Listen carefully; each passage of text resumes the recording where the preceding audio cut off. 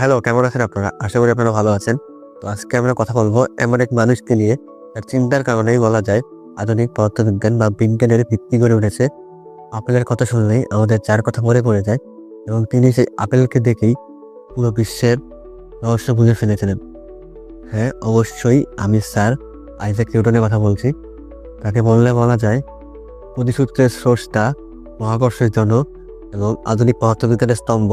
তো চলুন আজকে সেই বিখ্যাত ব্যক্তি সম্পর্কে, তার জীবন সম্পর্কে সংক্ষেপে জানা যাক। যদি তার জন্ম দিয়ে শুরু করি, তিনি 25 ডিসেম্বর 1642 সালে ইংল্যান্ডের একটি ছোট গ্রাম উলস্থাতে জন্মগ্রহণ করেন।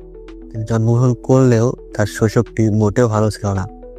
তার জন্মের 3 মাস আগেই তার বাবা মারা যান, এবং যখন তিনি জন্মগ্রহণ করেন তার জন্মের পরে তার মা দ্বিতীয় বিয়ে করেন, এবং যেহেতু তিনি দ্বিতীয় বিয়ে করেন, তার ফলে তিনি নিউটনকে তার নানির বাসায় পাঠিয়ে দেন। যেহেতু তার জন্মের 3 মাস আগে তার বাবা মারা যান এবং তার জন্মের পরে তার মা দ্বিতীয় বিয়ে করেন, এর ফলে নিউটনের জীবনে বই, চিন্তা আর একাকিত্বই হয়ে ওঠে তার প্রধান সঙ্গী। এমনটাও শোনা যায়, যেই বয়সে বাচ্চারা খেলাধুলা করে, অর্থাৎ ছোট বাচ্চারা খেলাধুলা করে, সেই বয়সে নিউটন বিভিন্ন যন্ত্রপাতি বানিয়েও তার সময় কাটাতেন। এরপর তার শিক্ষা জীবন নিয়ে বললে, তিনি গ্রামাঞ্চলের এক স্কুলে পড়ালেখা করেন এবং 1661 সালে কেমব্রিজ বিশ্ববিদ্যালয়ে ভর্তি হন।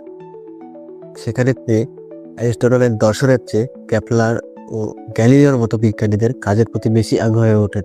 1665 সালে প্লেগ মহামারী দেখা দিলে, এটি ছিল একটি মহামারী, এটি দেখা দিলে তার বিশ্ববিদ্যালয় বন্ধ হয়ে যান। অতঃপর তিনি তার নিজ গ্রামে ফিরে আসেন।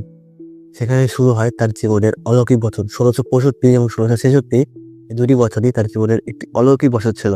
এই 2 বছরেই তিনি ভাবলেন এমন কিছু জিনিস, যার ফলে পৃথিবীর বিজ্ঞান পুরোপুরি বদলে গিয়েছিল, এবং যা আজকেও আমরা দেখতে পাচ্ছি। এই সময়ের মধ্যেই তিনি একদিন তার বাগানে বসেছিলেন এবং একটি আপেল তার ওপরে এসে পড়ে। আমাদের মতন, অর্থাৎ আমাদের মতন ছোট মানুষদের কাছে, আমরা যারা চিন্তা ভাবনা করি না, তাদের কাছে মনে হতে পারে আপেল যেহেতু গাছ থেকে পড়েছে সেটা নিচেই পড়বে, এটার মধ্যে অদ্ভুত কিছু নেই। কিন্তু নিউটনের কাছে ছিল এটি এক বিশাল প্রশ্ন, যে আপেলটি কেন ডানে, কেন না বামে, কেন না এটি কেন ভূমিতেই পড়লো, এটা কেন পাশে গেল না, যখন এটা গাছ থেকে পড়লো তখন পাশে কেন চলে গেল না। এটি আবিষ্কার করতে গিয়ে, অর্থাৎ এটি নিয়ে ভাবতে গিয়ে তিনি আবিষ্কার করেন তার মোস্ট ফেমাস সূত্র, the universal law of gravitation. এটা হচ্ছে F=G × M1 M2 / R²।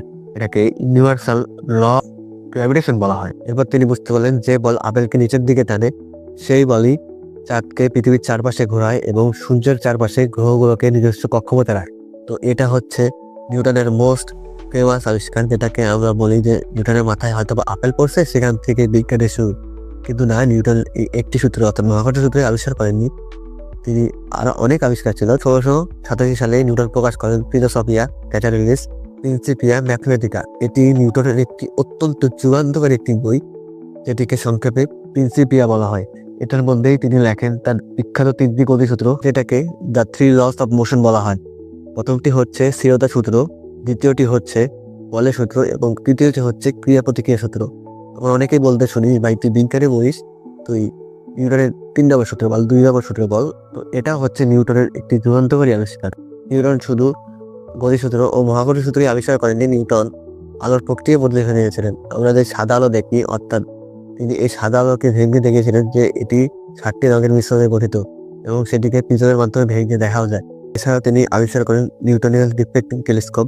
এটি সেই সময়কার অবস্থিত, মানে সেই সময় আবিষ্কৃত টেলিস্কোপের থেকে অনেক বেশি স্পষ্ট ও ভালোভাবে তারা দেখাতে সক্ষম ছিল। আমি তো তার আবিষ্কারের নামগুলো বলে দিচ্ছি, আমি তো এগুলোর ভিতরে ইন্ডিয়ান যাচ্ছি না, তাও এগুলো অনেক মনে হচ্ছে। এছাড়া নিউটন ক্যালকুলাস আবিষ্কার করেছিলেন নিমনিন্সের সাথে প্রায় একই সময়ে, যদিও এটা নিয়ে একটা ডিবেট আছে যে কে আগে আবিষ্কার করেছিল, কিন্তু আমরা সেদিকে যাচ্ছি না। আমরা এটুকুই জেনে রাখি যে নিউটনও ক্যালকুলাস আবিষ্কার করেছিলেন। এগুলো বাদেও তিনি জ্যোতির্বিদ্যা, তাপবিদ্যা, এমনকি হয় ধর্মতত্ত্ব নিয়েও তিনি গবেষণা করেছিলেন। এছাড়াও তিনি ইংল্যান্ডের রয়্যাল মিন্টে কাজ করেন, যেখানে তিনি কাউন্টারফিটিং নোট, অর্থাৎ জাল টাকা বন্ধে গুরুত্বপূর্ণ ভূমিকা পালন করেছিলেন। নিউটনের গবেষণা এতটাই গভীর ছিল যে বিজ্ঞানের প্রতিটি শাখায় আজও তার প্রভাব দেখা যায়। বিজ্ঞানের প্রতিটি শাখায় তার প্রভাব দেখা গেল, তার জীবনে কার প্রভাব ছিল না। অর্থাৎ নিউটন কোনোদিন বিয়ে করেন নাই, যেহেতু তিনি বিবাহ করেছিলেন না, যার ফলে তার জীবনের শেষ সময় তিনি একাকিত্ব, বই ও চিন্তার মাধ্যমে কাটান। অবশেষে তিনি এত কিছু ঘটনার পরে 1727 এই বছরে 84 বছর বয়সে পৃথিবী ছেড়ে চলে যান। তার মৃত্যুর পরে তাকে ইংল্যান্ডের ওয়েস্টমিনিস্টার অ্যাবেতে দাফন করানো হয়, অর্থাৎ সমাধিস্থ করা হয়, যেখানে ইংল্যান্ডের ধনী ও বিখ্যাত ব্যক্তিদের সমাধিস্থ করা হয়। নিউটনের জীবনী সম্পর্কে জেনে আমরা কি বুঝতে পারলাম যে প্রকৃতির রহস্যের উত্তর লুকিয়ে আছে যুক্তি ও পর্যবেক্ষণের ভেতরে। So thanks for watching. আপনাকে ধন্যবাদ যে আপনি শেষ পর্যন্ত ভিডিওটা দেখেছেন।